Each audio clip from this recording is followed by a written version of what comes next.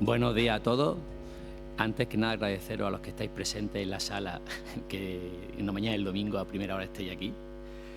Soy Manuel Peña, nefrólogo del Hospital Virgen de la Nieve, y junto con Vicente Esteve vamos a comoderar esta mesa de comunicaciones orales hemodiálisis 2. Y recordad a los ponentes que disponen de un tiempo de 7 minutos para la exposición y que al final de la misma dispondremos de 2 minutos para las preguntas. Y sin más preámbulos, presentamos la primera comunicación. Sí, buenos días a todos, bienvenidos. Vamos a empezar la sesión de comunicaciones con la primera comunicación titulada Acceso vascular de los pacientes diabéticos incidentes en hemodiálisis, análisis de los datos del registro catalán 1997-2020, a cargo del doctor Ramón Rocatell del Hospital de Mollet. Ramón, cuando quieras.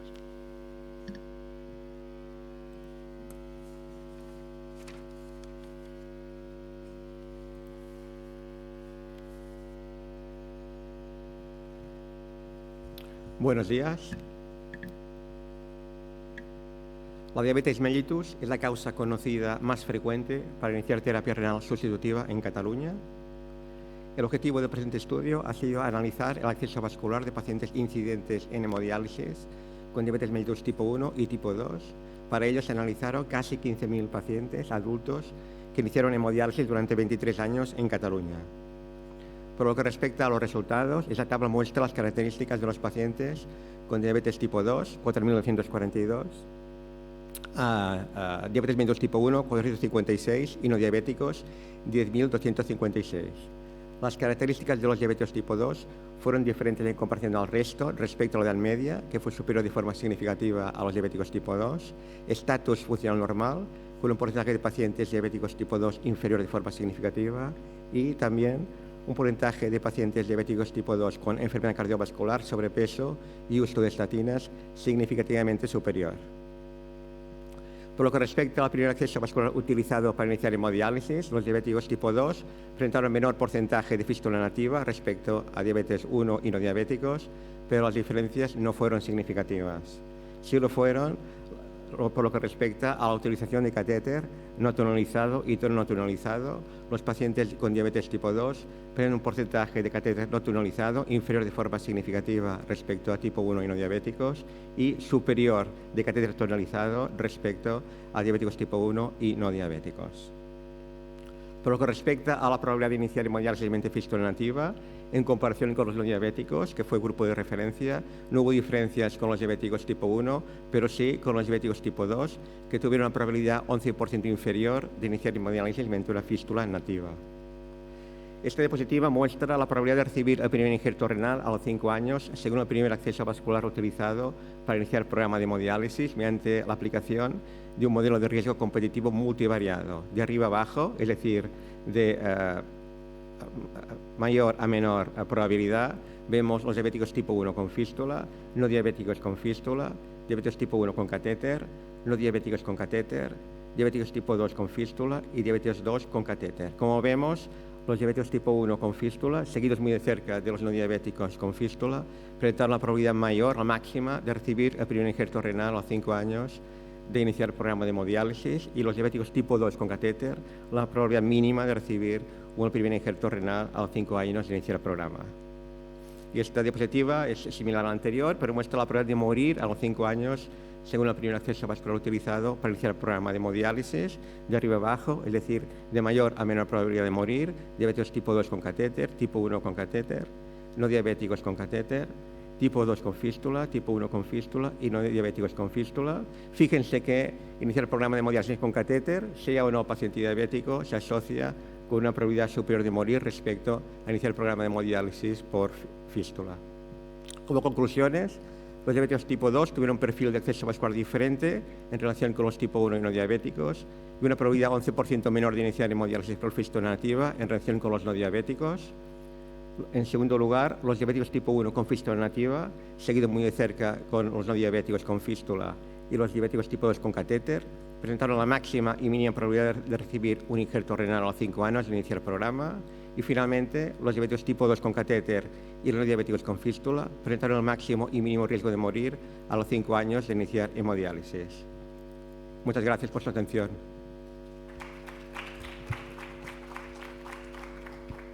Enhorabuena. ¿Alguna pregunta? Ramón, yo te quería preguntar, cuando contabilizáis los pacientes con el acceso vascular, cuando tenéis algún paciente que tuviera catéter y una fístula que no estuviera madura o que estuviera disfuncionante, ¿cómo lo contabilizabais? ¿Como catéter o como fístula? ¿O como lo que estuviera actuando en ese momento? Es el primer acceso vascular utilizado funcionante, que sea la fístula o catéter. Ah, perfecto. Muchas gracias. Pues pasamos a la siguiente comunicación oral, que lleva por título Nefrología vascular e inteligencia artificial, aproximación a modelo de desarrollo del acceso vascular, del doctor Moyano Franco, del Hospital Universitario Virgen de Macarena de Sevilla.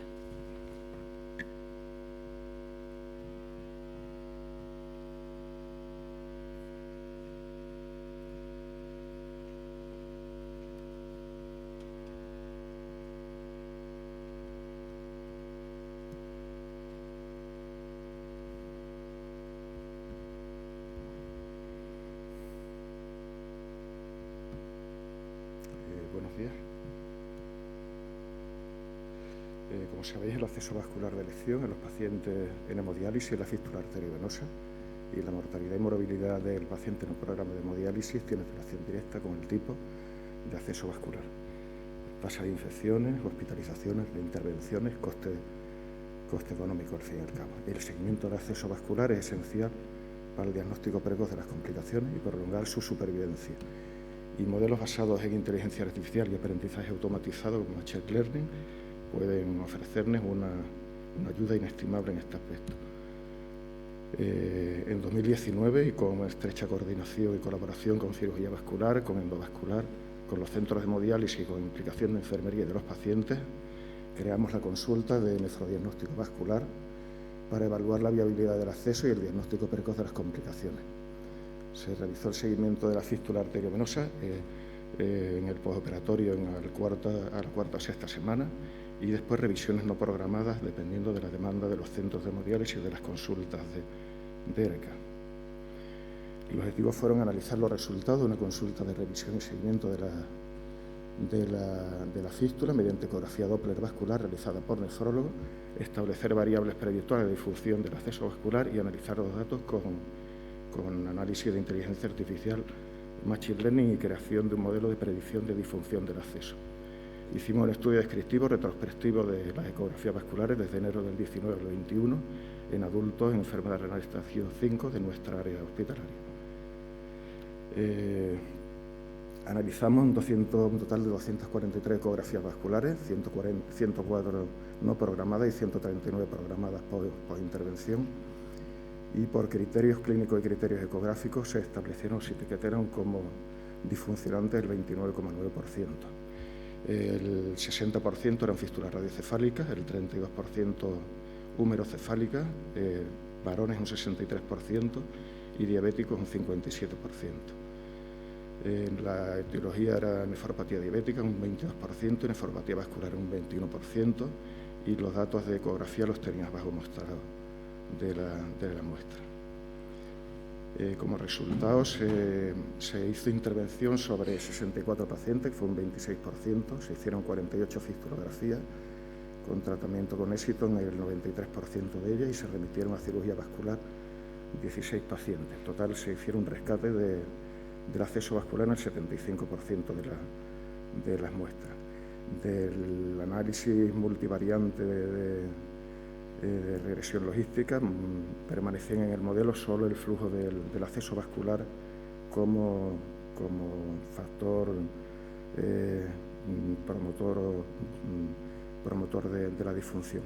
Y en este contexto multifactorial de datos y multiglobal decidimos analizarlo con técnicas de inteligencia artificial de Machine Learning para ver si podíamos encontrar relaciones en este trasfondo oculto. Entonces esto se puede hacer con programas complejos, con lenguaje de programación compleja que se escapa al alcance de nuestro equipo, pero hay ya aplicaciones que pueden hacerlo mediante diagramas de flujo que son más asequibles. Este es el diagrama de flujo de nuestro análisis. En esta muestra de la derecha vemos los nodos que fueron de la preprogramación o del preprocesamiento de los datos, que ocupa casi el 90% del tiempo. La parte de arriba es de estadística básica, y esto corresponde a los algoritmos de análisis supervisado y los algoritmos no supervisados de Machine Learning de aquí abajo. Estos son muestras de la estadística básica, como el comportamiento del flujo respecto al índice de resistencia proximal, al índice de resistencia distal o del diámetro de la fístula, y el modelo que utilizamos pues consideraba como más importantes las variables como flujo de la fístula, diámetro de la vena, índice de resistencia proximal, distal o diámetro de la anastomosis, el comportamiento de las variables, y conseguimos varios modelos con un rendimiento muy aceptable. Conseguimos modelos de random forest o de redes neuronales con área bajo la curva entre el 82 y el 95%. Y aunque la reproducibilidad o hacer reproducibles estos modelos es difícil, vemos aquí alguna muestra como corresponde a un análisis de decisión, pero para hacerlo más aplicable a la práctica hemos utilizado BigML, que es una plataforma integral que ofrece muchas posibilidades de análisis de Machine Learning. Conseguimos que es 47 modelos. Aquí las barras de la derecha son la fiabilidad o el coeficiente de precisión del modelo, y elegimos uno que tiene una precisión del 85%, un área bajo la curva de casi el 95%, y lo hemos llevado a la práctica creando una aplicación en la que puedes establecer el flujo de la fístula, los índices de resistencia, la edad, y entonces el modelo te predice, veis la columnita de arriba, una probabilidad de aparecer disfunción del acceso del 92%. Eso correspondía a los modelos de random forest de supervisado, y este es un modelo de conglomerados en el que te permite establecer modelos muy homogéneos y heterogéneos entre ellos. Entonces el clúster o el conglomerado cero de aquí abajo pues, te asigna unas características al modelo y te predice el grupo con una probabilidad de disfunción más alta.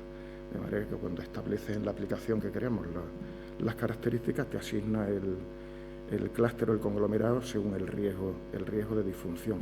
De manera que puedes predecir, según el riesgo puedes predecir cuando introduces los datos de un modelo nuevo. Así que podemos concluir que la revisión sistemática del acceso vascular con ecografía vascular realizada por el nefrólogo permite el diagnóstico precoz de complicaciones, y el uso de modelos de inteligencia artificial o Machine Learning puede ayudar al reconocimiento de grupos de riesgo que precisen vigilancia estrecha o intervención, y facilita el diagnóstico individualizado temprano de la disfunción del acceso vascular.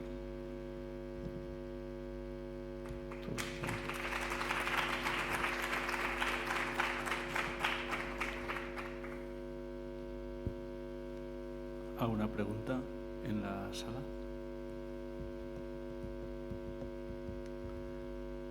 Bueno, una pregunta, Jesús. Enhorabuena primero por la consolidación de esta consulta de nefrodiagnóstico vascular. La verdad es que resulta muy interesante todo el tema de la inteligencia artificial y los modelos predictivos. ¿Piensas que esto de forma generalizada tendrá aplicación en la práctica clínica, o esto supondrá un impedimento más para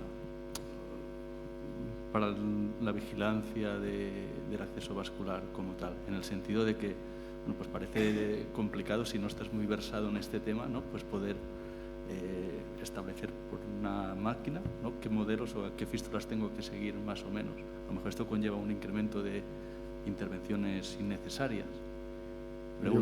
Yo creo que esto ya es el presente. Yo creo que tenemos el presente ya en este aspecto y en muchos otros de la nefrología y de otras especialidades. Crear el modelo que hemos creado nosotros de inteligencia artificial no es complejo, es poco ambicioso. La verdad que esto tiene unas posibilidades para hacer modelos muy extensos y utilizar bases de datos de registro electrónico del hospital, registros que manejen una cantidad de datos enorme. el hacer con los datos nuestros que tenemos de interpretar de datos de analítica o de ecografía Doppler, en este caso, de imágenes, no es complejo porque es poco ambicioso. Pero además que puedes crear una aplicación que se puede llevar en como hemos creado nosotros la aplicación esta, la puedes tener en el teléfono móvil, y es una aplicación que es el modelo que tú le has enseñado, o sea, el modelo lo ha aprendido, el modelo aprende de los datos que tú le has metido, y lo que te permite a pie de paciente es predecir o introducirlo en una categoría de riesgo que después a lo mejor lo confirmas o no, pero eso esto yo creo que es el presente y que lo vamos a ir viendo en pocos años. Y esto la verdad que te permite interpretar los datos de una forma que no te permite la estadística inferencial clásica, que te crea o descubre relaciones donde no existen o donde no las puede apreciar con la estadística normal, y la verdad que los datos de cara a la práctica son muy interesantes en este aspecto y en todos los de la medicina. Muy bien, pues muchas gracias y enhorabuena. Pasamos a la siguiente comunicación, titulada ¿Existen diferencias en la supervivencia según el tipo de catéter venoso tunelizado?, a cargo de la doctora Clara Cases Corona, del Hospital Universitario Fundación Alarcón de Madrid. Clara.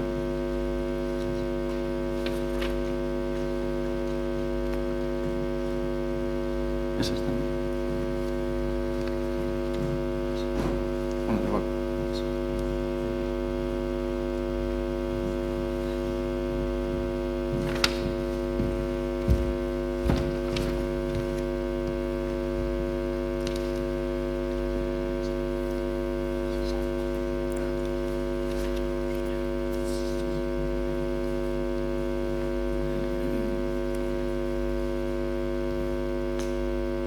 Perdón,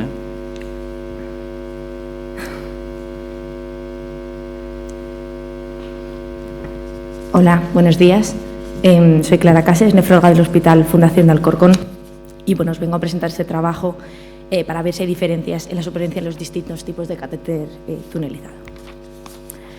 Todos sabemos que la mejor forma para dializarse, el mejor acceso vascular es la fístula arteriovenosa, pero no podemos olvidar que hay un porcentaje relativamente importante de pacientes que en algún momento van a necesitar un catéter venoso central tunelizado.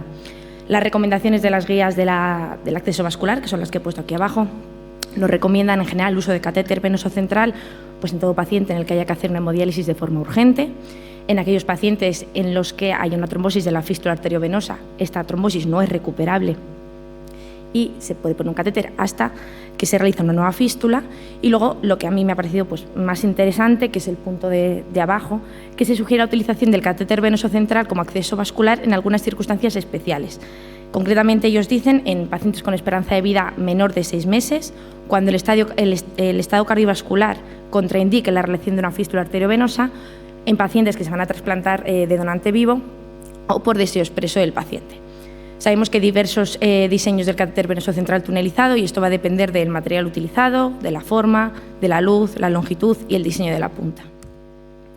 Os traigo esta diapositiva simplemente para que veáis que hay múltiples estudios que comparaban los distintos tipos de catéter venoso tunelizado, concretamente de las puntas, es de lo que nos hemos centrado en este estudio. En varios concluyen que puede haber ciertos puntos que que sean algo superiores en un tipo que en otro, pero al final ninguno concluye que haya superioridad entre los distintos tipos de catéter venoso tunelizado. De hecho, este metaanálisis del 2018, que tiene 7 ensayos clínicos randomizados y un estudio retrospectivo con una N total de unos 1000 pacientes, tiene un objetivo primario, que es el tiempo de supervivencia del catéter y la incidencia de catéteres funcionantes, y luego unos objetivos secundarios, que es mirar el flujo del catéter, la tasa de recirculación y la incidencia de complicaciones. Y lo hacen entre 3 tipos de catéter: los catéter escalonados, de punta split, o los de punta simétrica. Entonces, no concluyen que haya diferencias significativas ni en el flujo del catéter, ni en la tasa de recirculación, ni en la incidencia de complicaciones como las infecciones. Tampoco hay diferencias significativas entre los 3 tipos de catéter en el tiempo de supervivencia de este. aunque sí parece que puede haber cierta tendencia en los catéteres de punta escalonada a tener un porcentaje menos de catéteres, una mayor incidencia de catéteres funcionantes a los 6 meses, pero esto luego no se mantiene a los 12 meses y tampoco se mantenía al primer mes. Entonces, bueno, lo que concluyen ellos es que no hay diferencias significativas y que los 3 catéteres se puede utilizar perfectamente para hacer la hemodiálisis. Entonces, aunque hay múltiples estudios comparativos, no han logrado demostrar diferencias significativas entre ellos que sugieran la utilización de un modelo frente a otro, y de hecho las guías del acceso vascular pues, no recomiendan de forma preferente ninguno de los tipos de catéter para hacer hemodiálisis. Entonces, con esa idea surgió este estudio, que el objetivo era analizar si había diferencias en la supervivencia en 3 tipos de catéter. Utilizamos los mismos que en el metaanálisis que os he comentado antes, los de punta simétrica, los de punta escalonada y los de tipo split. Y nosotros definimos supervivencia como el tiempo hasta la retirada, o bien por mal funcionamiento del catéter, porque inició otro acceso diferente o por la muerte del paciente. Estos son los 3 catéteres que utilizamos, los de punta split, punta simétrica y punta escalonada. Se trata de un estudio observacional prospectivo de 5 años de duración de todos los pacientes incidentes en 2 centros de diálisis entre 2016, en nuestro centro y el centro concertado, entre 2016 y 2020, que tuviesen un seguimiento mínimo de 6 meses. De hecho, el seguimiento finalizó en junio del 21. La elección del tipo de catéter la hacía el radiólogo vascular de forma totalmente aleatoria entre los catéteres que había disponible. Y simplemente recalcar que todos los catéteres fueron derechos. Recogimos variables demográficas de edad, sexo, diabetes, el centro de diálisis y el índice de Charlson, variables analíticas como la albúmina, la hemoglobina y la PCR, de calidad de la diálisis, el KTV y la dosis de uroquinasa que se utilizó para mantener permeable el acceso y el número de catéteres utilizados. Perdón. Esta es una tabla con las características de los 182 catéteres que recogimos, divididos en 3 grupos en función del tipo de catéter, de punta escalonada, punta simétrica o punta tipo split. Claramente, como podéis comprobar en la tabla, nuestros pacientes tenían bastante más catéteres con punta simétrica, pero esto bueno, era por decisión aleatoria del radiólogo. No encontramos diferencias significativas ni en edad de los pacientes, ni en el sexo, ni en el porcentaje de pacientes diabéticos. Tampoco hay diferencias entre el centro, el índice de Charlson, tampoco entre las variables analíticas que he descrito antes, ni en los parámetros de calidad de la diálisis, con una media KTV sin diferencias significativas entre los distintos catéteres, ni en el porcentaje de uso de uroquinasa entre los catéteres.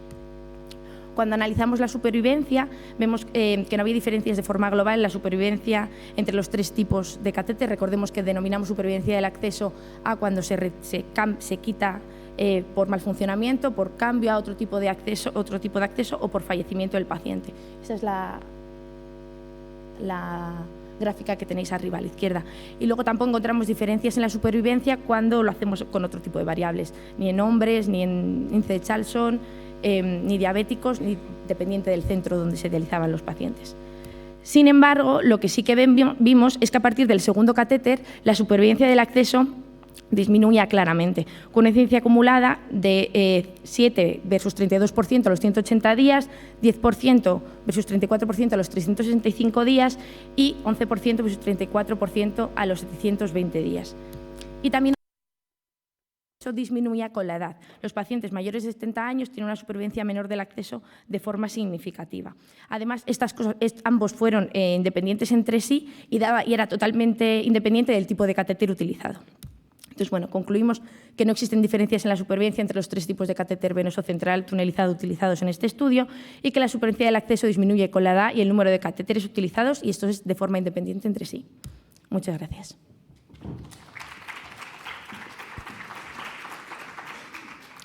¿Alguna pregunta en la sala?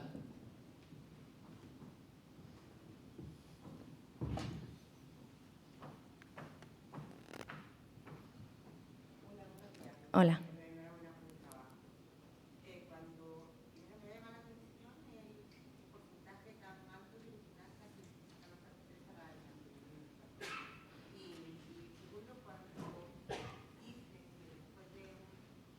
Es que oigo la primera.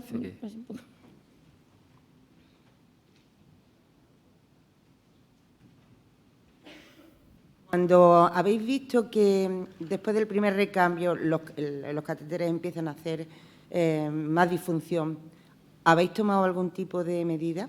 Bueno, esto es un ensayo, o sea, al analizar los datos fue donde lo encontramos. En principio, de momento, no hemos tomado ninguna medida diferente. Estamos ahora analizando en esos concretos pacientes por qué ocurría y por qué en esos catéteres si hay alguna cosa predictora que pudiésemos ver antes para evaluarlo antes, pero de momento no hemos hecho, no hay ningún cambio.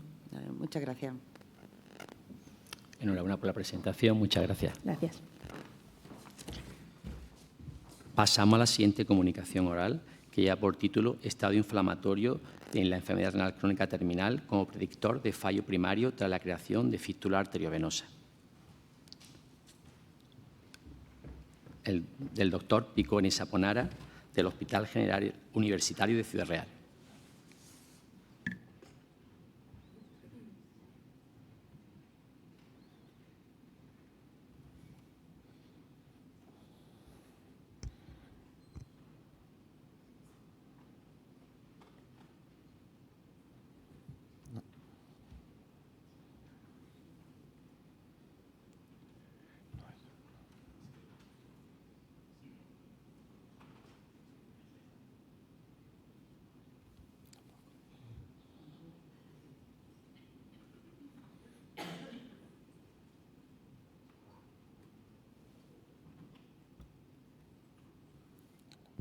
Es la anterior.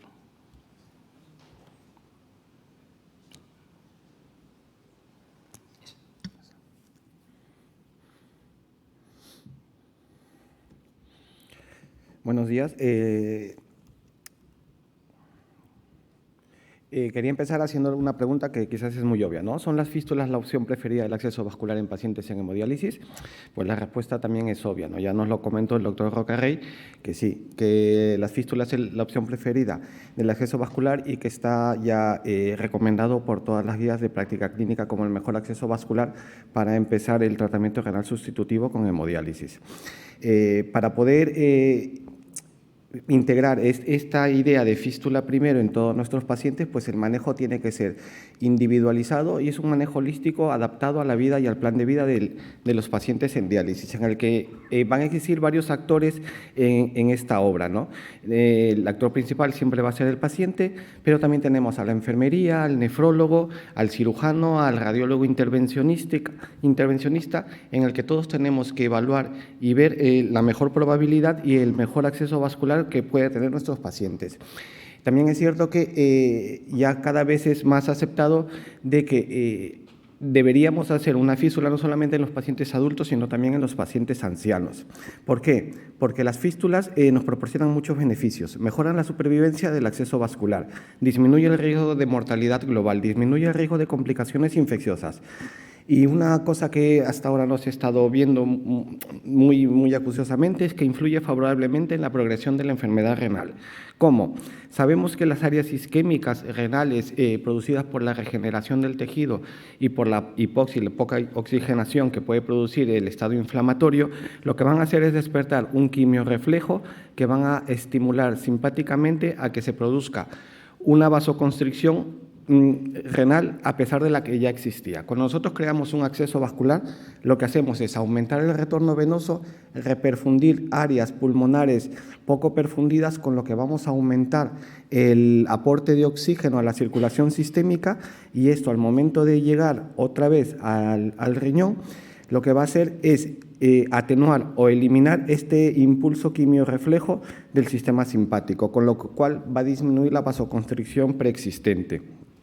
Está además demostrado que existen muchas patologías y muchas enfermedades que van a influir en la permeabilidad primaria del acceso vascular, como la hipertensión, la diabetes o la dislipemia, el tratamiento con estatinas o con antiagregación, la inflamación, el hiperparatiroidismo y el estado nutricional.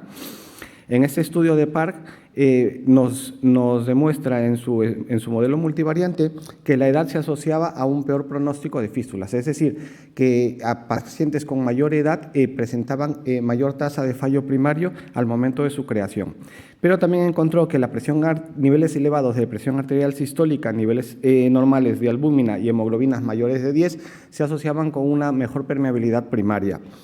En este metaanálisis de Minkin también demostró que la dislipemia se comportaba como un factor de riesgo para fracaso primario de la fístula, pero que el tratamiento con estatinas previo a su creación en su modelo se comportaba como un factor protector para permeabilidad primaria.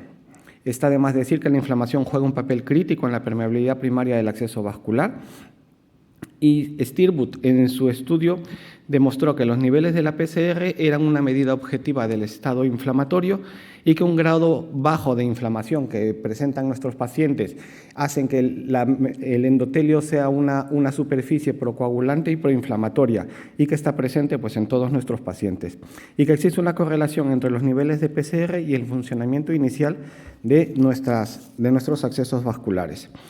Existen múltiples estudios que comprueban o corroboran esta teoría en que la PCR es un marcador fiable del estado inflamatorio, y hay otros en el que no lo demuestran o no llegan a demostrar dicha asociación.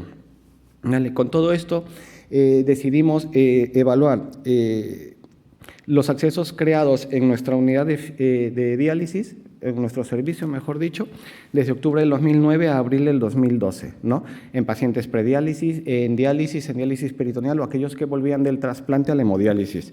Se analizaron 712 accesos vasculares creados en 546 pacientes, de los cuales el 86% fueron fístulas nativas y 13 protésicas.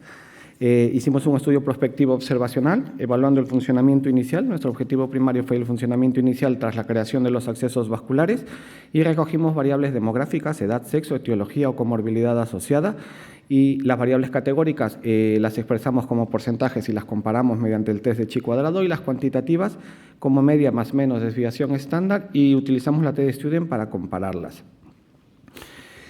Vimos que el 67% en nuestro estudio fueron varones, y que las etiologías más frecuentes fueron la nefropatía diabética en un 30%, seguida de las no filiadas y las glomerulonefritis. El 91% de nuestro estudio tenían hipertensión, los pacientes de nuestro estudio tenían hipertensión arterial, y el 75% recibían tratamientos con estatinas y antiagregación en el 48%. De nuestra variable resultado, el 72% de las fístulas creadas presentaron permeabilidad primaria al momento de la realización de las fístulas, ¿vale? Y cuando comparamos nuestra variable resultado con nuestras otras variables, vimos que el tener hipertensión arterial se comportaba como un factor protector de permeabilidad primaria. O sea, aquellos pacientes que tenían hipertensión, el acceso vascular era funcionante desde el inicio. Asimismo, aquellos pacientes que tenían presentaban tratamiento con estatinas antes de la creación del acceso vascular, presentaron mejor permeabilidad primaria, siendo esta diferencia estadísticamente significativa. Igualmente, con el tratamiento antiagregante, aquellos pacientes que tomaron tratamiento antiagregante versus los que no tomaron, presentaron mejor permeabilidad primaria al momento de su creación. Con respecto a la variable, a la PCR recodificada, aquellos pacientes que tenían una PCR que esté fuera de los límites de nuestro laboratorio presentaron una mayor tasa de fallo primario en comparación a los que estaban en rango de normalidad, siendo la P estadísticamente significativa.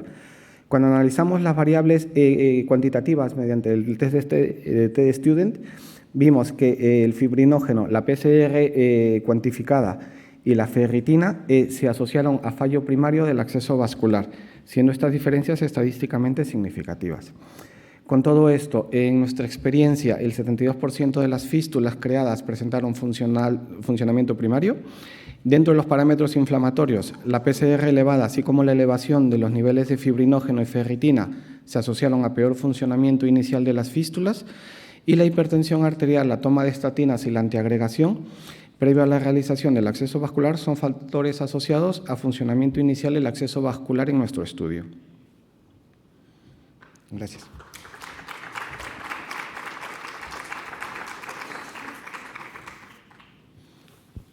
Muchas gracias. ¿Alguna pregunta en la audiencia?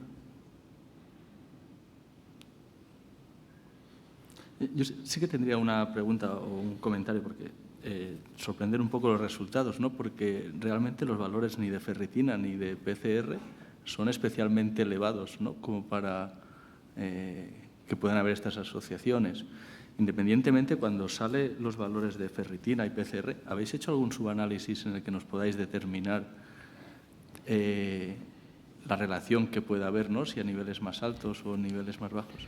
Yo creo que no solamente es únicamente el valor de la ferritina. Muchas veces, si asociamos esa variable, estamos trabajando en endpoints combinados para utilizar, por ejemplo, PTH, inflamación, desnutrición, y que puedan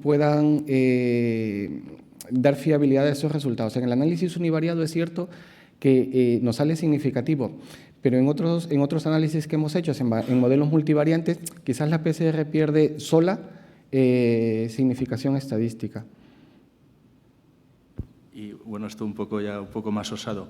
En vuestra experiencia, después de este estudio y estas asociaciones que habéis encontrado, ¿recomendaríais el inicio de estatinas de manera preventiva a un paciente que de forma programada se le va a realizar una fístula? Estamos trabajando con el servicio de cirugía vascular para, en el momento de que ellos hacen la evaluación previa a la creación del acceso vascular, poder no montar una consulta conjunta, pero, por ejemplo, evaluar 4 pacientes a la semana entre ambos y poder revisar el tratamiento.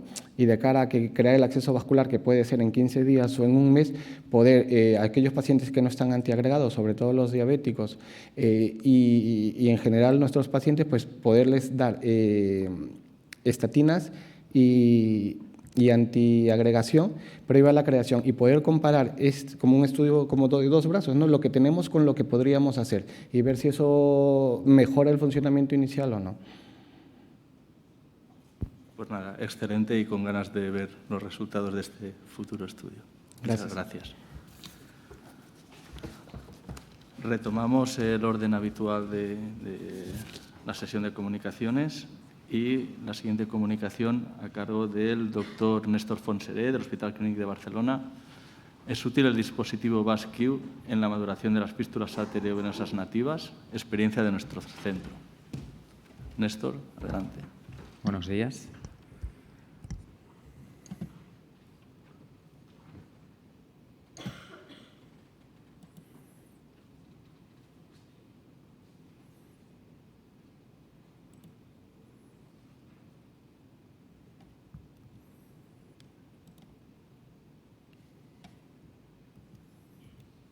Bien, como todos sabéis, diferentes estudios reportan que entre un 20 y 50% de las fístulas nativas pueden presentar un déficit de maduración y que en este contexto muchos de los pacientes pueden iniciar hemodiálisis por catéteres venosos centrales con la consiguiente comorbilidad relacionada con complicaciones infecciosas y de tipo cardiovascular. Desde el punto de vista fisiopatológico, existe una relación clara entre la baja fuerza tangencial, shear stress, y la elevada tensión a nivel de la pared de la vena aferente, lo que conlleva a un flujo turbulento, todo ello también motivado por una serie de marcadores inflamatorios de citoquinas, que conllevan a la hiperplasia neointimal venosa y como causa de la estenosis, como principal causa del déficit de maduración de las fístulas nativas. En este sentido, se ha desarrollado este dispositivo, es un dispositivo israelí que se llama VASQ, que está compuesto por nitinol, que de alguna manera lo que es el cirujano vascular lo implanta a nivel de la anastomosis quirúrgica. Tiene dos piezas, lo que es un cuello, podríamos decir, y un brazo. El brazo se extiende los 2,5 primeros centímetros de lo que es la vena aferente. Y de alguna manera, mediante este dispositivo, que hay diferentes tamaños, un poco la hipótesis es que rectifica, amplía la angulación a nivel de la anastomosis quirúrgica, estableciéndose entre 40 y 50 grados, y de esta manera permite la obtención de un flujo mucho más laminar, menos turbulencias y, por lo tanto, menor probabilidad de generar la hiperplasia neointimal venosa y la estenosis como causa de déficit de la maduración. Presento un poco nuestros resultados de este dispositivo VASQ y con todas las salvedades desde el punto de vista metodológico, también quisimos evaluar los datos que teníamos de una corte retrospectiva previa que realizaron ejercicios isométricos convencionales para favorecer el desarrollo de la fístula. Se analizaron diferentes datos sociodemográficos, ecográficos, procedimientos de revascularización y análisis de costes. Las pruebas estadísticas pues, son las convencionales. Y un poco la hipótesis de trabajo es que este nuevo dispositivo vascular, respecto a los ejercicios isométricos, pues podría plantear en la maduración de fístulas unas mejores tasas de permeabilidad primaria y secundaria, menor número de reparaciones y una mejor relación coste-beneficio. Se implantaron un total de 21 dispositivos en 21 pacientes, 6 mujeres y 15 hombres, portadores de 9 fístulas distales radiocefálicas y 12 proximales humerocefálicas, todos ellos en programa de hemodiálisis, una edad media de 70 años, una media de arteria y de vena en el mapeo preoperatorio de 0,31 centímetros. Y los datos ecográficos al mes fueron flujo de la fístula, 1.300 mililitros minuto, índice de resistencia a nivel de la arteria braquial, 0,52, el diámetro en la vena eferente al mes de 0,61 centímetros y una variación porcentual respecto al diámetro de la vena en el mapeo preoperatorio de un 46,5% de aumento. Aquí tenéis alguna imagen de cómo queda dispuesto este dispositivo a nivel de las fístulas arteriovenosas nativas. Y un poco pasando a los resultados, pues se obtuvo un 95% de adecuada maduración clínica y ecográfica, y a destacar pues, la evolución de las diferentes ecografías de los pacientes portadores de este dispositivo vascular, pues de forma significativa un incremento en cuanto al diámetro de la vena aferente, pasando de 0,6 centímetros en el primer mes tras la implantación quirúrgica a aproximadamente 1 centímetro a los 6 meses después del procedimiento. Aquí tenéis las diferentes tasas de permeabilidad. Al año una primaria de 52,4%, secundaria del 83%.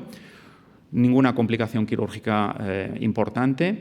Sí que me gustaría destacar que se realizaron durante el periodo de seguimiento 20 angioplastias, pero de estas 20, 14 se las llevaron 3 de los 21 pacientes, 2 pacientes 5 y un paciente 4 ADPs. Esto es un punto importante después para interpretar los resultados. Un coste medio contando el coste del dispositivo, de la intervención quirúrgica, de las hospitalizaciones y de los procedimientos endovasculares de 3.200 euros por paciente. No evidenciamos diferencias significativas en cuanto a la localización de las fístulas, si eran distales o proximales, y 2 pacientes fueron trasplantados y uno resultó exitus por causa no relacionada con el acceso vascular.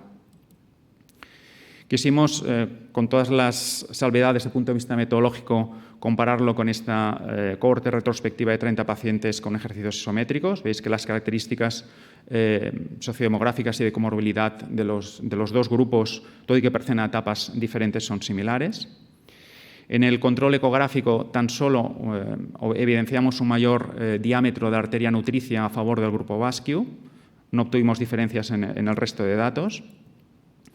Y sí que obtuvimos un mayor coste económico en los pacientes con Vascu a expensas fundamentalmente del coste del dispositivo vascular.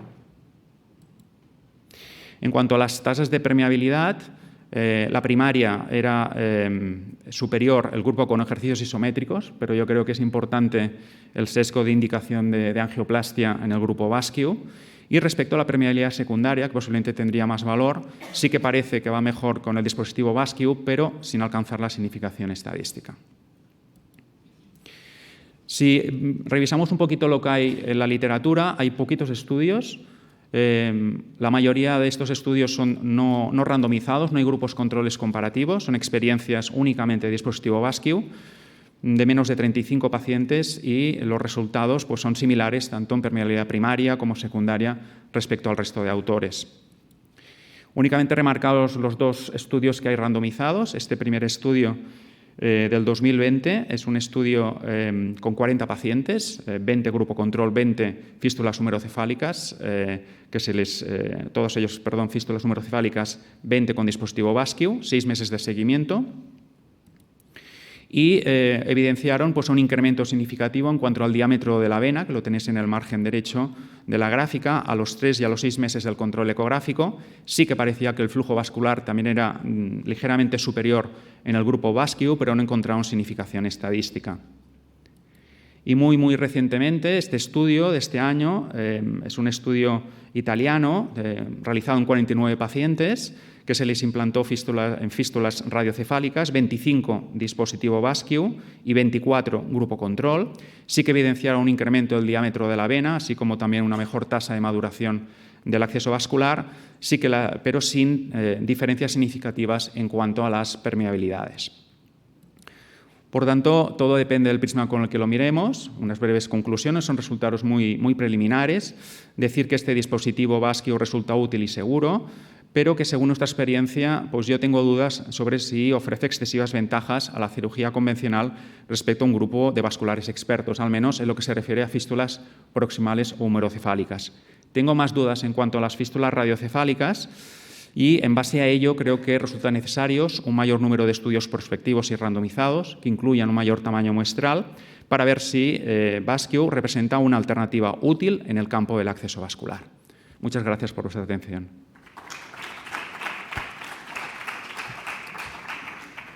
¿Alguna pregunta en la sala?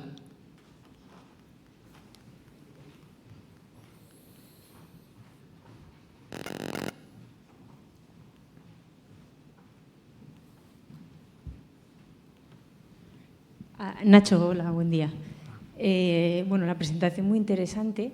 Yo quería hacerte dos preguntas. Una, ¿habíais medido el índice de resistencia en la arteria radial? Porque he visto que era de la arteria humeral. Y dos, ¿habíais planteado el hecho de hacer ejercicios isométricos con pautas más largas? Porque veo que, entiendo que los resultados son con vuestros estudios y son de 4 semanas, si no recuerdo mal. ¿Con pautas más prolongadas creéis que habría más diferencias en cuanto a supervivencias secundarias? A ver, nosotros, el índice de resistencia está medido en la arteria braquial, ¿vale? Y como también el flujo, tanto si son fístulas humerocefálicas como radiocefálicas, que es un poco lo que marcan las guías de práctica clínica. Y respecto a la segunda pregunta, ¿era si los ejercicios? Si puedes especificar, ¿por qué no? A 8 semanas.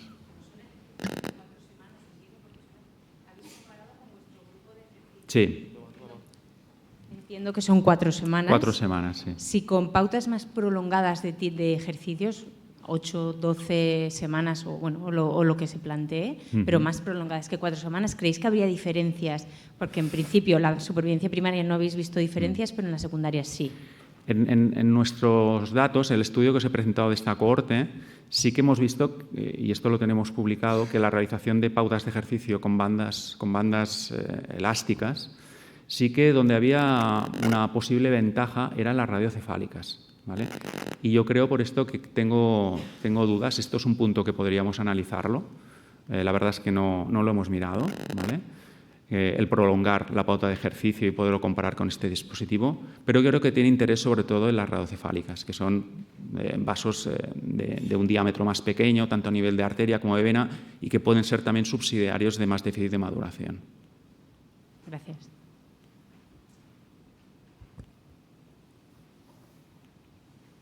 ¿Alguna otra pregunta? Enhorabuena por la presentación y muchas gracias.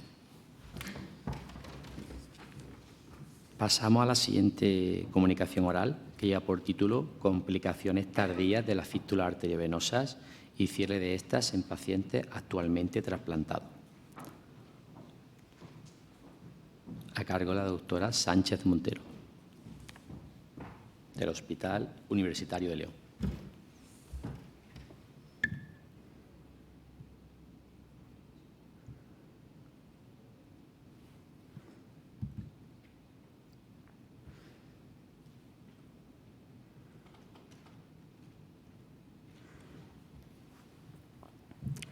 Buenos días a todos. Mi nombre es Silvia Sánchez y voy a hablar sobre las complicaciones tardías de las fístulas arteriovenosas y cierre de estas en pacientes actualmente trasplantados. Declaro no tener ningún conflicto de interés.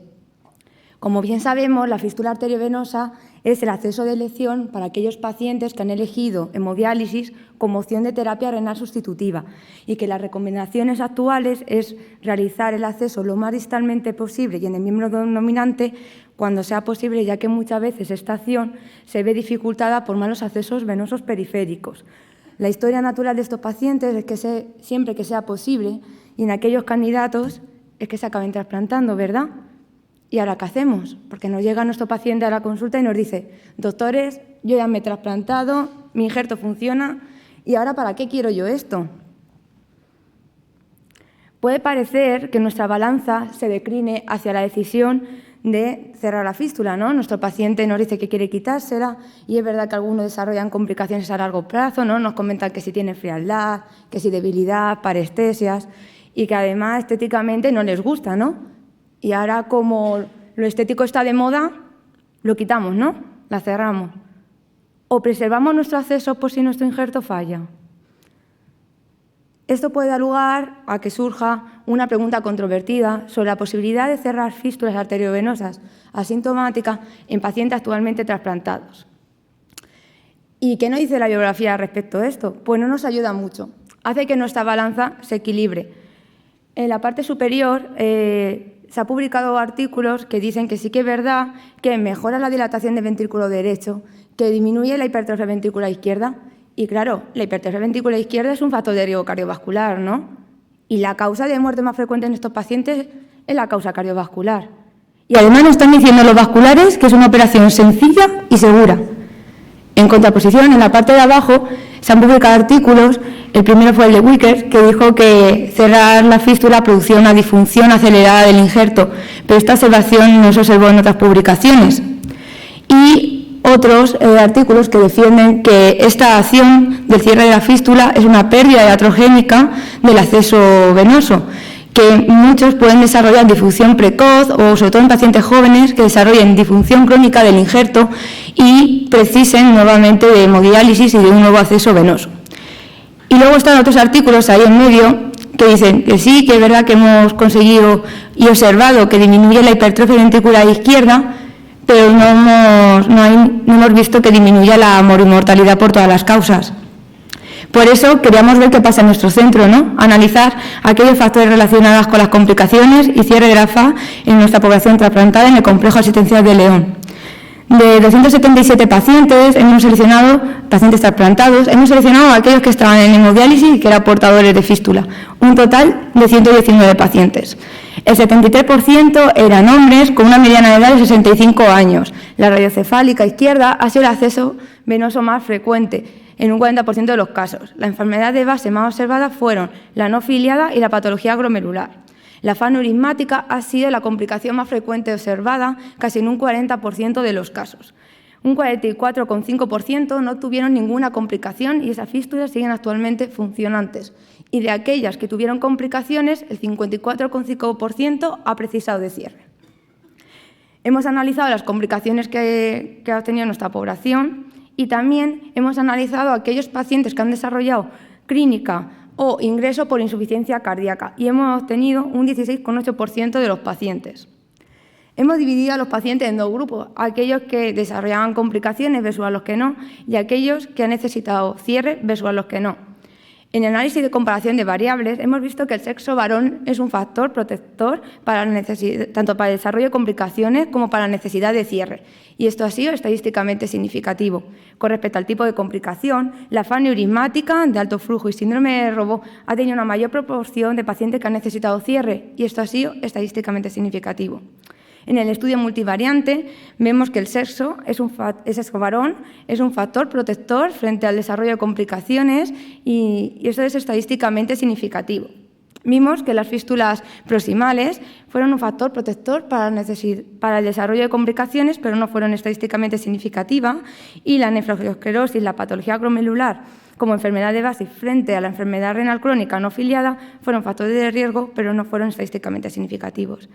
El sexo varón sigue siendo un factor protector frente a la necesidad de cierre de la fístula, pero en el estudio multivariante pierde significancia estadística y las fístulas proximales siguen siendo un factor protector frente a la necesidad de cierre. Y con respecto al tipo de complicación, la trombosis fue un factor protector con respecto a la FA neurismática para el desarrollo y para el cierre de la fístula y esto ha sido estadísticamente significativo. La FA de alto flujo, síndrome de Robot, en contraposición han sido factores de riesgo para el cierre de la fístula, pero no han sido estadísticamente significativos, posiblemente por pocos casos de complicación que hemos tenido de este tipo. Hemos dividido también a los pacientes en dos grupos, ¿no? Aquellos que han desarrollado clínica y insuficiencia cardíaca o ingreso, con respecto a lo que no, y vimos que con respecto al tipo de complicación, que la FA de alto flujo y la FA neurismática han presentado mayor proporción de pacientes con esta clínica y esto ha sido estadísticamente significativo. Hemos visto que aquellos pacientes que no tenían complicaciones frente a los que tuvieron FA neurismática, el no tener complicaciones ha sido un factor protector frente al desarrollo de insuficiencia cardíaca, aunque no ha sido estadísticamente significativo. Y hemos visto que las fístulas distales fueron también un factor protector frente al desarrollo de insuficiencia cardíaca, pero tampoco ha sido estadísticamente significativo. Al realizar la prueba binomial de contraste de proporciones, hemos visto que la proporción de pacientes que tuvieron complicaciones no es estadísticamente mayor con respecto a los que no. Por tanto, queremos concluir que sexo varón es un factor protector tanto para el desarrollo de complicaciones como para la necesidad de cierre, que la FA neurismática de alto flujo y síndrome de robo se relacionó con mayor probabilidad de cierre, que recomendamos preservar la FA, a no poder concluir que la proporción de tener complicaciones sea mayor a la que no, ligar en caso de complicaciones graves o clínica de insuficiencia cardíaca, intentando evitar el primer año post-trasplante y comprobar la posibilidad de otra posibilidad de fístula. Y deberían realizarse más estudios que prueben beneficios en la morimortalidad cardíaca a cerrar la fístula. Muchas gracias.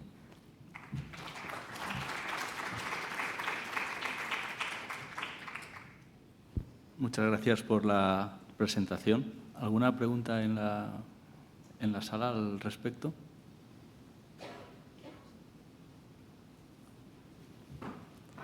Doctor Cao, del Hospital.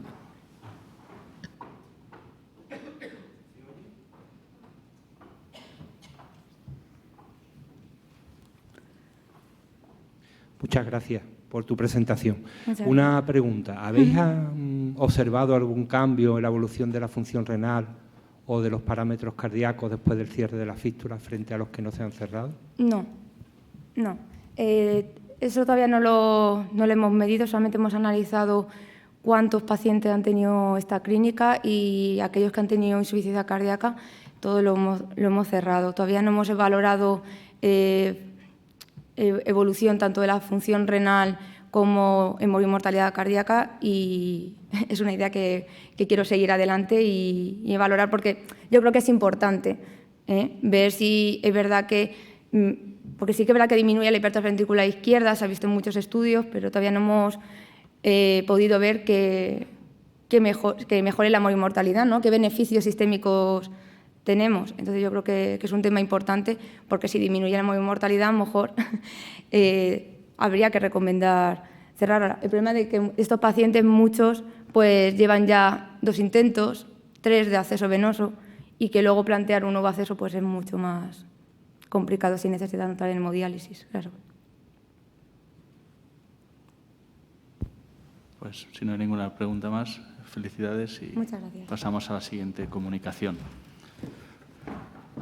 La siguiente comunicación se titula Valoración de la función del ventrículo derecho y sus cambios asociados a la hemodiálisis, a cargo de la doctora María Ángeles Fernández Rojo, del Hospital Universitario de Toledo. Buenos días.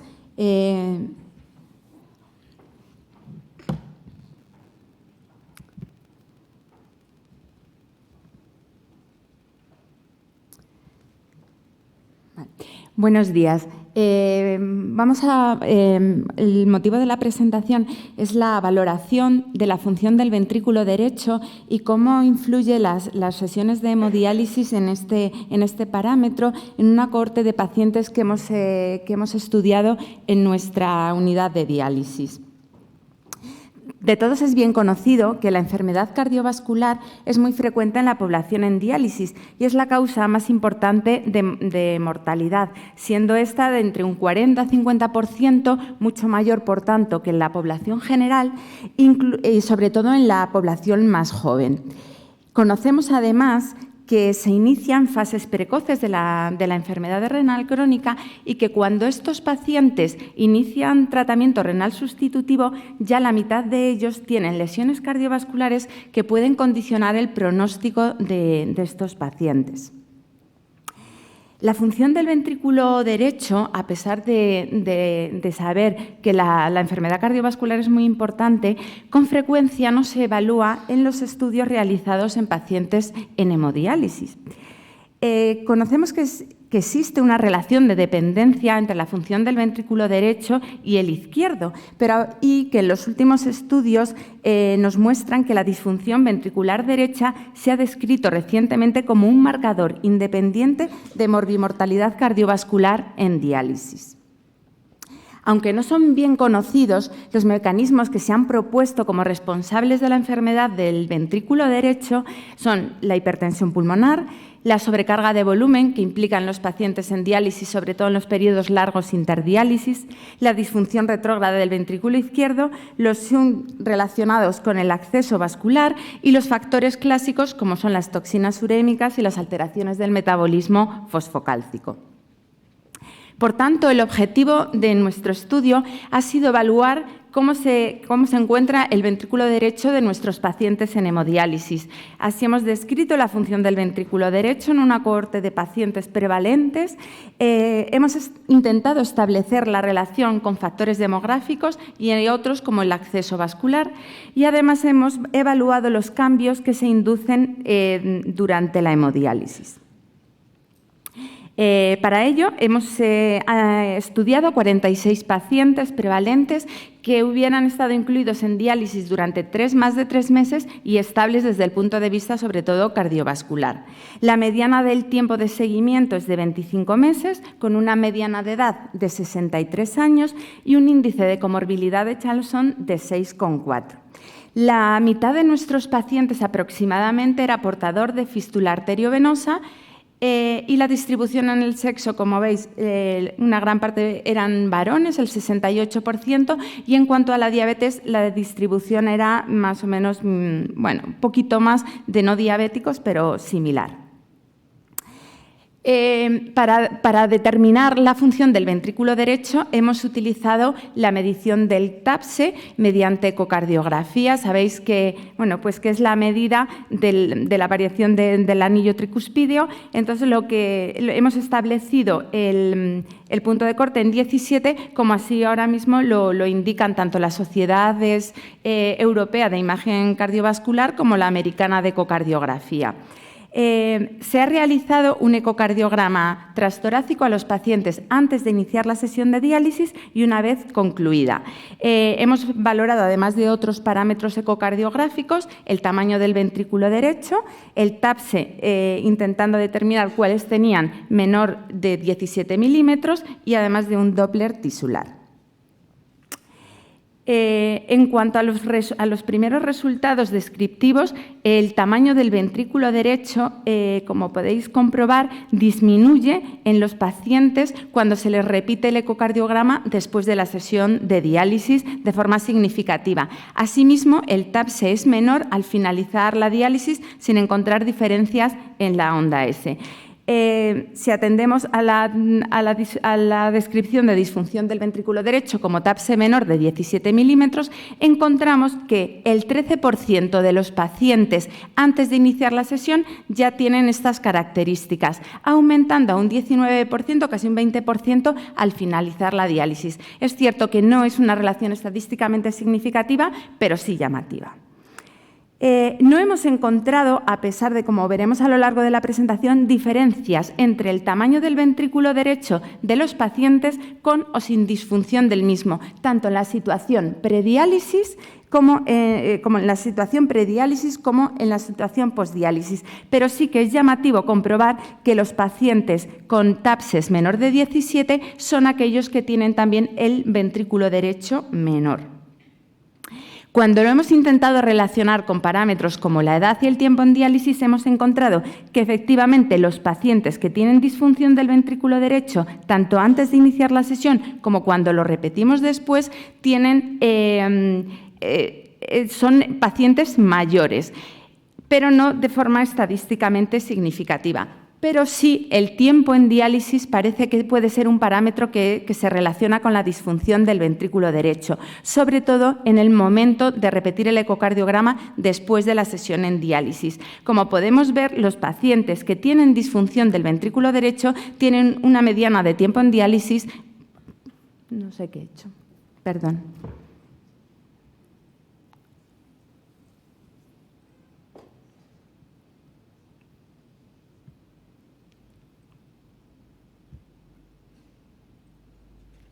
No vuelvo a tocar.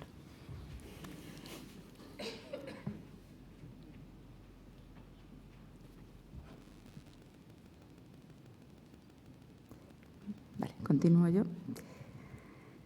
Vale, aquí estábamos.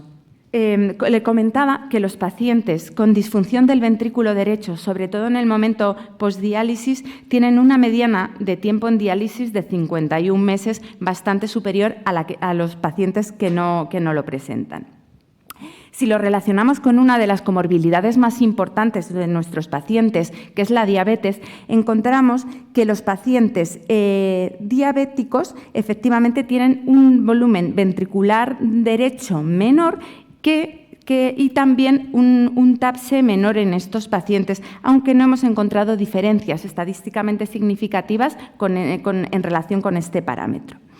Probablemente los datos más llamativos son en cuanto al acceso vascular. Sabemos que las fístulas arteriovenosas, como comentaba la compañera anterior, pueden aumentar la hipertrofia del ventrículo izquierdo y podríamos pensar que es uno de los datos que empeoran la función del ventrículo derecho. Pero lo que nos hemos encontrado es que efectivamente los pacientes portadores de fístula tienen un tamaño del ventrículo derecho mayor, tanto en la situación pre como postdiálisis. Pero el TAPSE también es mayor en los pacientes con fístula, es decir, de forma significativa hemos visto que los pacientes que presentan mayor disfunción del ventrículo derecho medido únicamente por el TAPSE son los pacientes portadores de catéter.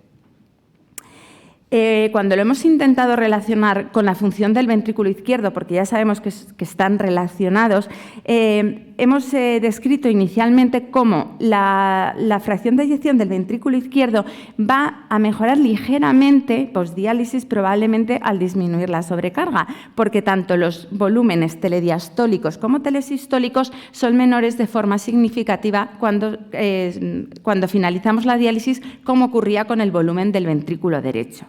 ¿Qué ocurre? En la situación prediálisis encontramos que los pacientes con una función del ventrículo derecho normal también tienen una fracción del ventrículo izquierdo mayor. Y además, cuando finaliza la sesión, se pone en evidencia de forma estadísticamente significativa que los pacientes sin disfunción del ventrículo derecho tienen una fracción de eyección del ventrículo izquierdo mejor.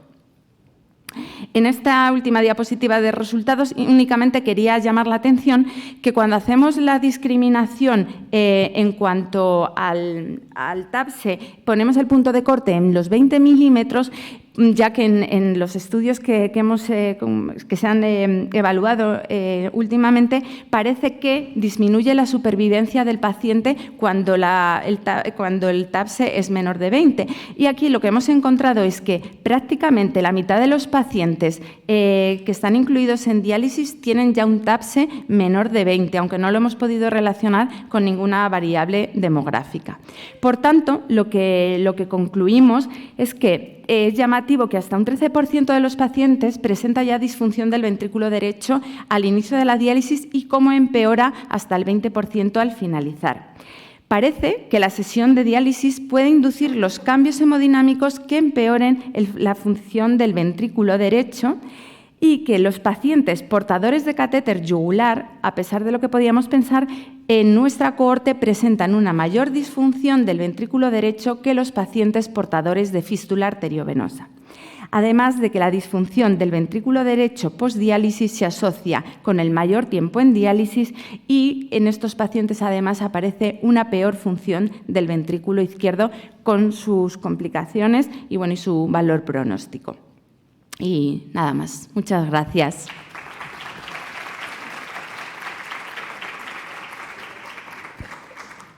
Muchas gracias por la excelente presentación.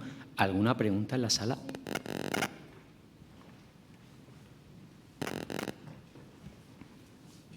Gracias. Soy Milagros Fernández, del Hospital Ramón y Cajal. ¿A qué atribuís que tengan peor disfunción los pacientes con catéter? ¿Qué explicación le dais? Bueno, pues en algunos estudios que he revisado, en los poquitos que se estudia la función del ventrículo derecho en diálisis, parece que puede haber un componente en cuanto a la hipertensión pulmonar que pueden desarrollar en estos pacientes, sobre todo cuando llevan mucho tiempo en diálisis por la existencia de los microtrombos, que bueno, pues normalmente no valoramos, y por eso podría estar en relación también con los pacientes que más tiempo llevan en diálisis. Creo que habría que hacer un subestudio y ver exactamente qué es lo que está pasando, valorarlo con otros parámetros, incluso de sobrecarga de volumen o si son pacientes más comórbidos, aunque inicialmente a nosotros no nos ha ocurrido. Es verdad que también es una cohorte pequeña, pero bueno, parece que inicialmente se pensaba que solo era la fístula la que podía tener esos problemas, pero los pacientes con catéter parece que, bueno, pues que no están exentos de complicaciones, también a nivel cardiovascular y sobre todo de la función del ventrículo derecho. ¿Alguna otra pregunta?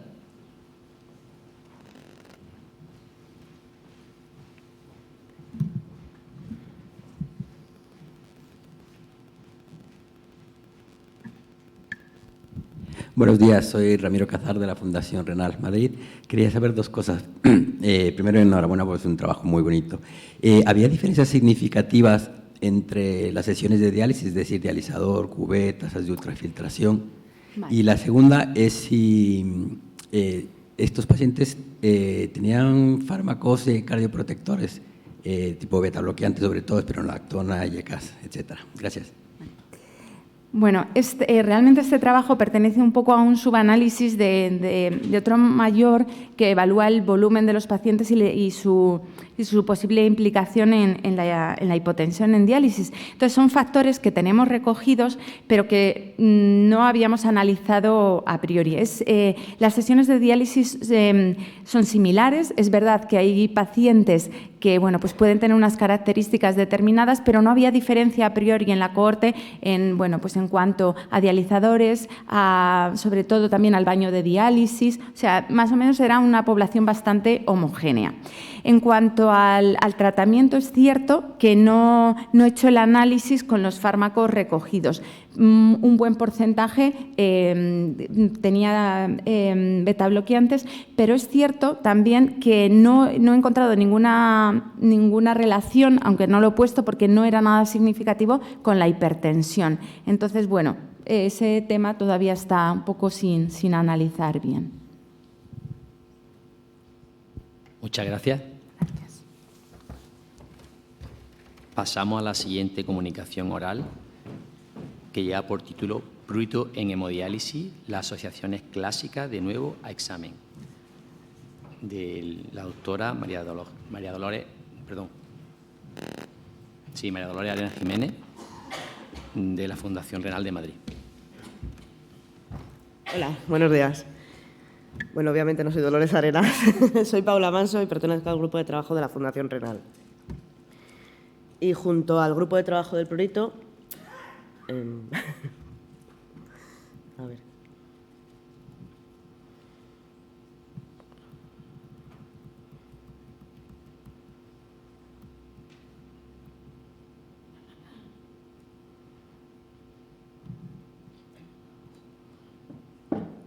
Os queríamos presentar el trabajo que hemos hecho.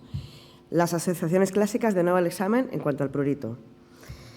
Bueno, como todos sabemos, el prurito crónico se puede definir como una sensación muy desagradable de hormigueo o irritación en la piel que conduce a la necesidad de rascarse, con síntomas presentes durante más de 6 meses. Hay muchas causas para tener prurito y entre las que destacamos la causa sistémica en la que se encuentra la enfermedad renal crónica. El prurito en la enfermedad renal crónica está directamente relacionado con la enfermedad, sin otra afectación comórbida que la justifique. Además, los síntomas asociados en la hemodiálisis más común históricamente son las alteraciones bioquímicas del metabolismo óseo mineral o la dosis de diálisis. Han sido asociados a nuestros pacientes sin llegar a un estudio profundo de las causas y siendo infradiagnosticados en más del 65% de los casos, aun teniendo el prurito un gran impacto en la calidad de vida de nuestros pacientes. Por lo tanto, en el momento actual disponemos de nuevas técnicas, objetivos y tratamientos que pueden haber modificado la asociación de estos factores clásicos al prurito. El objetivo de nuestro estudio era analizar si existían actualmente otras asociaciones entre el prurito y algunos de los factores descritos previamente. ¿Y qué es lo que hicimos? Estudiamos a 431 pacientes en hemodiálisis de 13 centros que participaron en el estudio de la Semana del Prurito. La Semana del Prurito está comprendida entre el 27 de septiembre y el 30 de octubre del 2021. A todos estos pacientes se les facilitó una encuesta para evaluar la existencia del prurito y, sobre todo, su severidad, con preguntas extraídas de 3 escalas principalmente: de la escala de calificación numérica de la peor picazón, de la encuesta de calidad de vida Kidney Disease Quality of Life y la escala de gravedad del prurito. Además, valoramos variables analíticas correspondientes a las 4 semanas previas a la encuesta, como el calcio, el fósforo, el producto calcio-fósforo, la PTH, la albúmina, la proteína C reactiva, la hemoglobina y el índice de saturación de transferrina, y otros aspectos diversos de la pauta y la dosis de diálisis, el tiempo y tipo de hemodiálisis, el acceso vascular y el CAT. Los resultados obtenidos los podemos observar en esta tabla. Casi la mitad de nuestros pacientes tenían prurito y de este 50%, el 30% era un prurito moderado severo. En cuanto a los datos analíticos, sí es cierto que podíamos observar que el 50% de nuestros pacientes tenían un fósforo y un producto calcio-fósforo elevado, con lo cual era significativo, pero el otro 50% de los pacientes que presentaban prurito no tenían estos datos elevados. En cuanto a la duración del tipo de diálisis y el acceso vascular, los resultados no eran significativos. En cuanto a la manifestación del prurito a lo largo del día, todos ellos coincidían, o la mayoría de ellos coincidían, en el que el momento más intenso del prurito era durante la noche.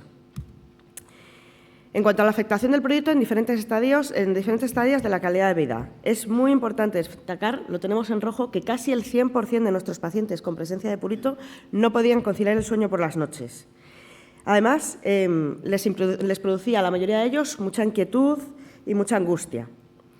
Por lo tanto, para concluir, los factores clásicos asociados al prurito de hemodiálisis no explican completamente la fisiopatología del prurito en estos pacientes, ya que el 50% de ellos sí tenían el fósforo y el producto calcio-fósforo más elevado, pero la otra mitad no.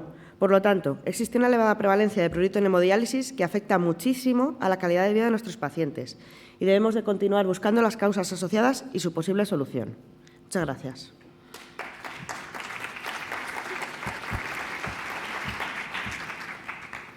Muchas gracias, Paula. ¿Alguna pregunta en la sala? Doctor Maduey. Sí. Buenos días, muchas gracias por la presentación. Yo tengo una pregunta en cuanto a... Había un 50% de los pacientes que recibían una dosis de diálisis de menos de 4 horas. Pues yo creo que en parte es importante, parte del prurito, como has dicho muy bien, depende de la dosis de diálisis y el tiempo de diálisis. No sé, es importante también descartar estas posibles diálisis de menos de 4 horas cuando ya las guías, ¿no?, que están recomendando un mínimo de 12 horas por semana. Entonces, en este mismo foro, ayer presentaron las estadísticas que iba del grupo de Terrassa, que estaban sobre el 33%, había otro grupo que tenían alrededor del 50%. Entonces, no sé, hay un poco de disparidad y no debemos de olvidar de dónde venimos, que veníamos de una diálisis muy justita, hemos ido mejorando, el prurito ha mejorado y parece que ahora tengamos mucho más prurito que hace 20 años, ¿no? Un poco la pregunta es esta. En parte, ¿podemos corregir algo más para reducir estos porcentajes y igualar, tener un porcentaje de prurito más o menos que podamos atribuir a cosas que podamos hacer tratamientos adicionales? Un poco la reflexión. Sí, vamos, por supuesto, hay cosas que podemos corregir. Es decir, lo que nosotros queremos reflejar en este estudio es que sí hay parte del prurito que se explica con las causas habituales de diálisis, de las estudiadas, pero que los otros pacientes que sufren de prurito no están asociados a esas causas habituales. Entonces, habrá que ver por qué tienen ese síntoma. ¿Alguna pregunta más? Pues nada, Paula, enhorabuena y gracias por sensibilizarnos un poco más con el tema este del prurito. Muchas gracias. Pasamos a la última comunicación. Prevalencia de esteatosis hepática medida por bioimpedancia multifrecuencia en pacientes con enfermedad renal crónica, a cargo de la doctora Guillermina Barril, del Hospital Universitario de la Princesa de Madrid. Buenos días.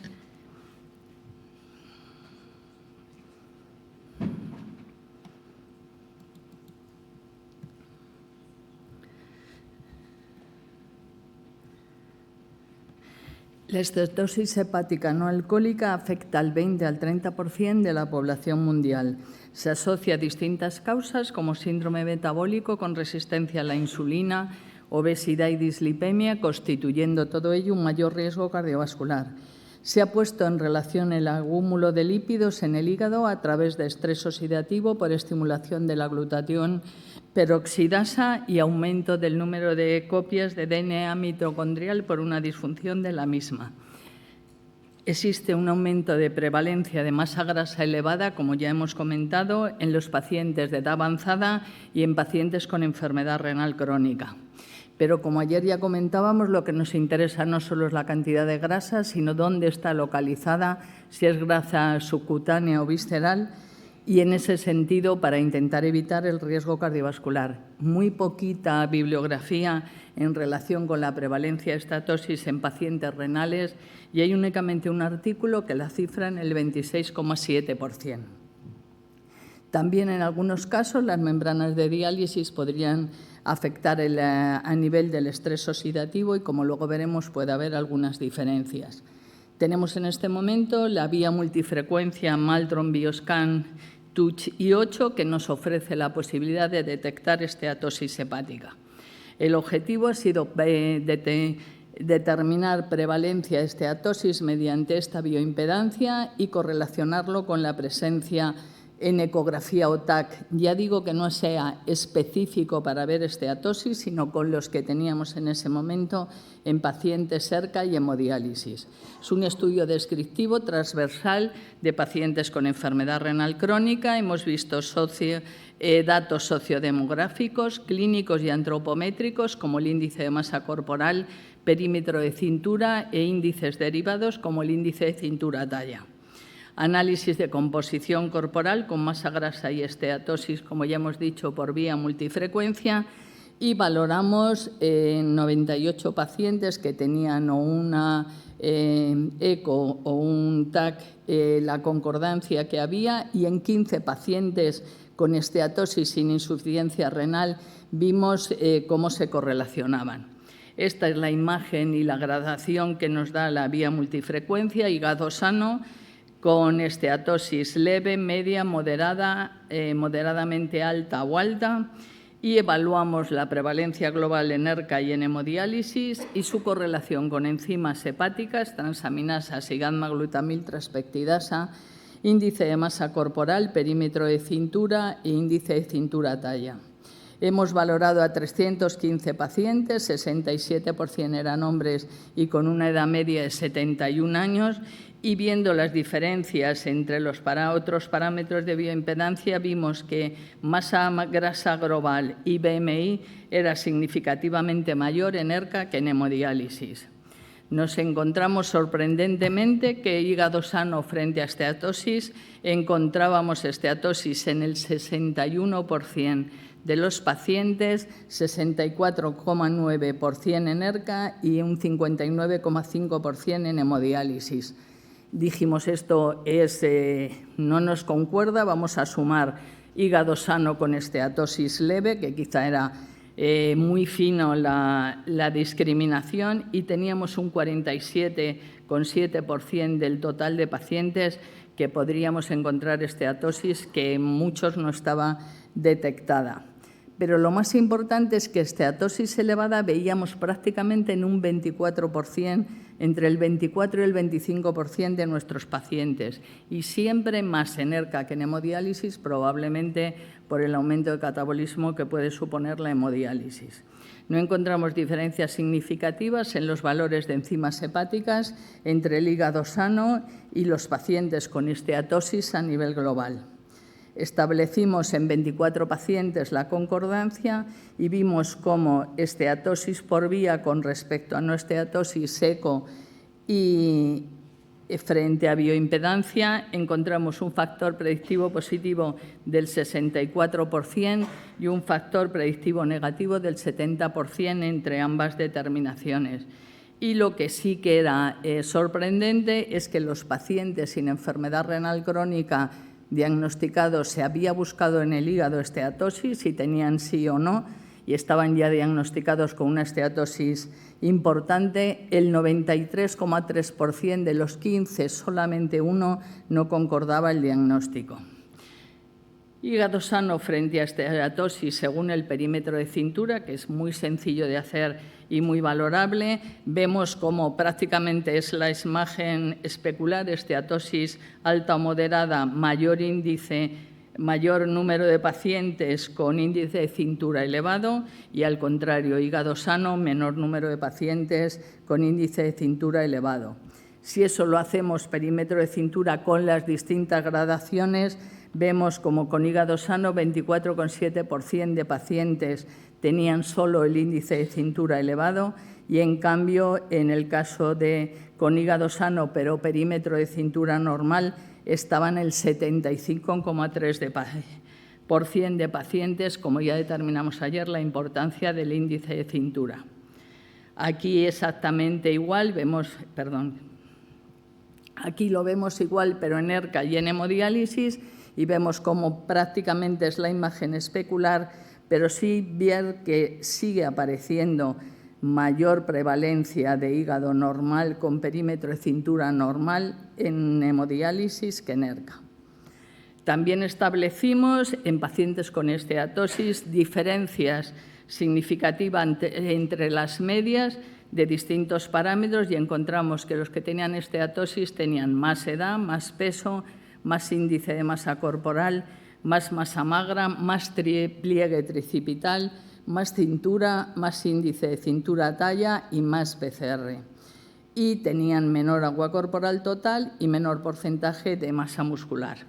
Establecimos curvas ROC para puntos de corte entre diferentes parámetros y vimos que existía muy buen factores de sensibilidad y especificidad para el índice de masa corporal, para el área de grasa visceral, y donde encontramos unos excelentes resultados era en el índice de cintura-talla.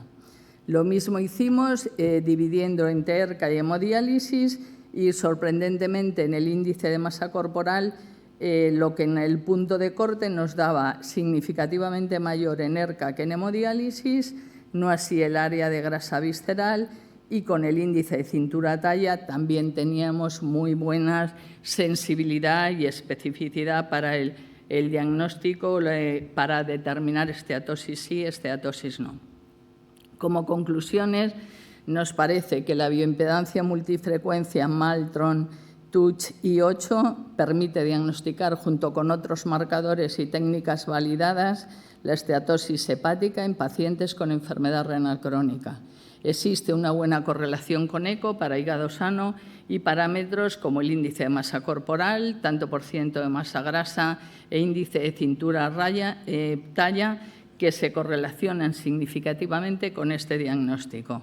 La prevalencia de esteatosis hepática medida por vía es alta y mayor en pacientes con enfermedad renal crónica avanzada que en hemodiálisis. En pacientes con esteatosis sin enfermedad renal crónica, la correlación es mayor del 93% entre ECO y vía, y se necesitan, lógicamente, más estudios específicos dirigidos a ecografía y vía para diagnóstico de esteatosis, para validar el diagnóstico por bioimpedancia. Muchas gracias.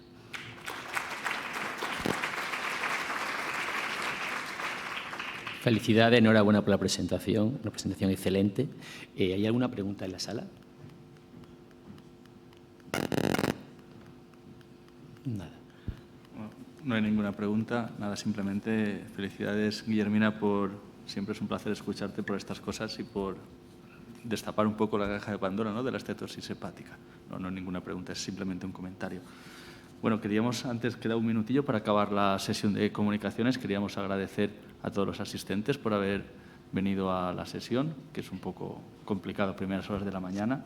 Después, felicitar especialmente a todos los ponentes por la calidad de las presentaciones y por ajustarse al tiempo, y especialmente felicitar a la doctora Ángeles Fernández por el trabajo de valoración de la función del ventrículo derecho y sus cambios asociados a la hemodiálisis, que ha recibido el premio a la mejor comunicación Hobson, y también a la doctora Guillermina Barril por el trabajo de prevalencia de esteatosis hepática medida por bioimpedancia multifrecuencia en pacientes con ERC, que es la que ha sido otorgada con el premio a la mejor comunicación oral de esta sesión. Enhorabuena y con esto damos concluida la sesión. Felicidades a todos. Gracias.